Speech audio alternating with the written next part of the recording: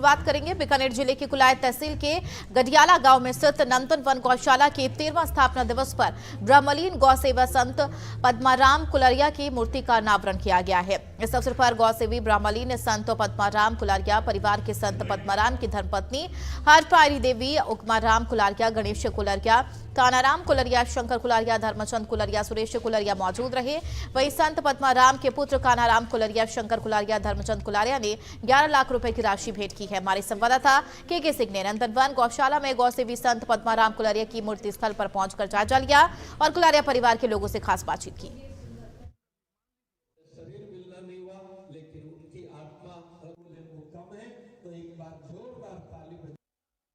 देश के प्रमुख गौ सेवी संत ब्रह्मलीन पद्माराम कुलरिया जी है गडियाला की यहाँ पर नंदन वन गौशाला में मूर्ति का अनावरण किया गया है। शानदार ये मूर्ति है। हमारे साथ उनके सुपुत्र हैं शंकर कुलरिया जी, बात करेंगे। सर क्या कहेंगे? सर आज हमारे परिवार के लिए बहुत ही गर्व की बात है कि संत जी की ये दूसरी मूर्ति यहाँ पे अनावरण होने जा रही है। पहली मूर्ति जोधपुर के पास बावड़ी एक गांव है जहाँ पे पिताजी का एक मॉडल गौशाला बनी, वहाँ पे पहली मूर्ति लगी थी आज से 1 साल पहले। और आज ये मूर्ति कोलायत रोड के ऊपर गडियाला गांव है जहाँ पे पिताजी की हमेशा मतलब मन की भावना होती थी कि हर साल यहाँ पे आके और इस गौशाला को सेवा देने के लिए, जहाँ पे दूसरी मूर्ति का अनावरण हो रहा है।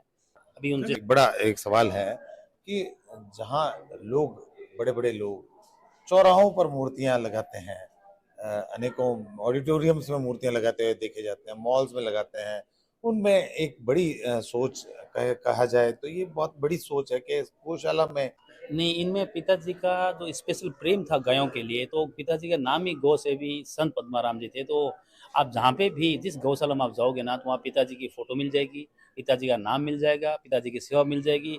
तो पिताजी गायों के शेडो हैं, जहाँ गाय का नाम आएगा वहाँ पिताजी का नाम आता है। तो जो गौशाला के अंदर जाओगे तो वहाँ पिताजी का नाम मिलता है। उसका कारण ये है क्योंकि पिताजी को गायें बहुत प्रेम थी। गिनो या पूंजी गिनो, पूरी गायों के समर्पित करके फिर देवलोक गमन हुए थे वो। इसका 11 फरवरी को तो होगा सत्संग और 12 फरवरी का इसका उद्घाटन होगा।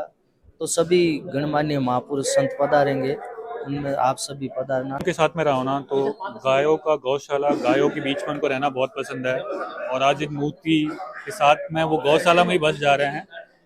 यहाँ पे बावड़ी गौशाला में गायों के बीच में इनको इतना प्रेम मिलता है।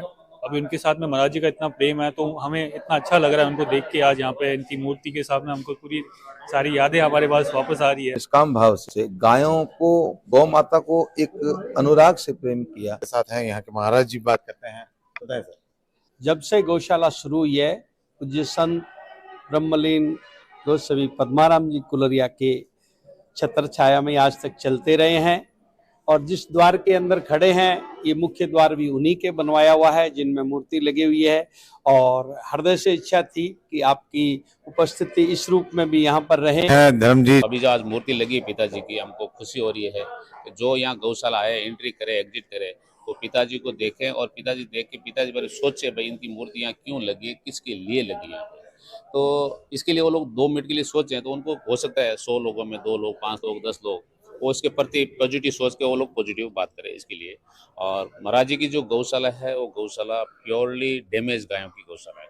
यहाँ पे एक भी तंदुरुस्त गाय नहीं है, कोई एक्सीडेंट है, कोई कैंसर वाली है, कोई टूटी हुई है, कोई अंधी है, सारी वैसे। और उसकी जो प्रोग्राम भी हो रहा है वो 11 फेब को और 12 फेब को प्रोग्राम हो रहा है। हम मीडिया के माध्यम से सबसे निवेदन करते हैं कि प्लीज़ आएँ और पधारें और उस म्यूजियम का, उसका डिजिटल लाइब्रेरी का और उस मूर्ति का और उस जगह का प्रमाण देखें, उसको वो किस टाइप की बनी है, कैसी बनी है, उससे क्या प्रेरणा ले उनके ऊपर, लोगों ऊपर। और आए हमको बहुत रिक्वेस्ट में पता है।